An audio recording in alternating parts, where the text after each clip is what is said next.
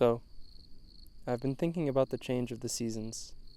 I don't want to miss spring this year. I want to distinguish the last winter frost from the out-of-season one, the frost of spring. I want to be there on the spot the moment the grass turns green.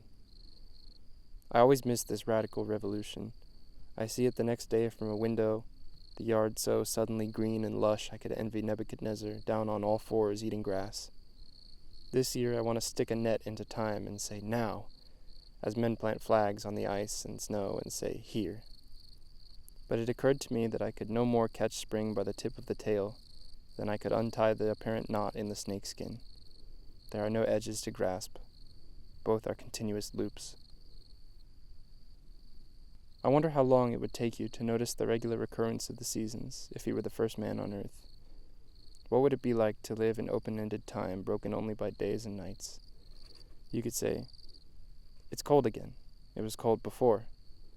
But you couldn't make the key connection and say, it was cold this time last year because the notion of year is precisely the one you lack. How long would you have to live on Earth before you could feel with any assurance that any one particular long period of cold would in fact end? We still very much stress the simple fact of 4 seasons to school children. Even the most modern of modern new teachers, who don't seem to care if their charges can read or write or name 2 products of Peru, will still muster some seasonal chit-chat and set the kids to making paper pumpkins or tulips for the walls. The people, wrote Van Gogh in a letter, are very sensitive to the changing seasons. That we are very sensitive to the changing seasons is, incidentally, one of the few good reasons to shun travel. If I stay at home, I preserve the illusion that what is happening on Tinker Creek is the very newest thing, that I'm at the very vanguard and cutting edge of each new season.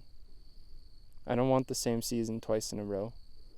I don't want to know I'm getting last week's weather, used weather, weather broadcast up and down the coast, old hat weather. But there's always unseasonable weather. There is a bit of every season in each season. Deciduous green leaves grow everywhere, all winter long, and small shoots come up pale and new every season. Leaves die on the tree in May, turn brown, and fall into the creek. The calendar, the weather, and the behavior of wild creatures have the slimmest of connections. Everything overlaps smoothly for only a few weeks each season, and then it all tangles up again. There are no hands to shake or edges to untie. It rolls along the mountain ridges like a fireball, shooting off a spray of sparks at random, and will not be trapped, slowed, grasped, fetched, peeled, or aimed. As for the wheels, it was cried unto them in my hearing, O wheel, this is the hoop of flame that shoots the rapids into the creek or spins across the dizzy meadows. This is the arsonist of the sunny woods.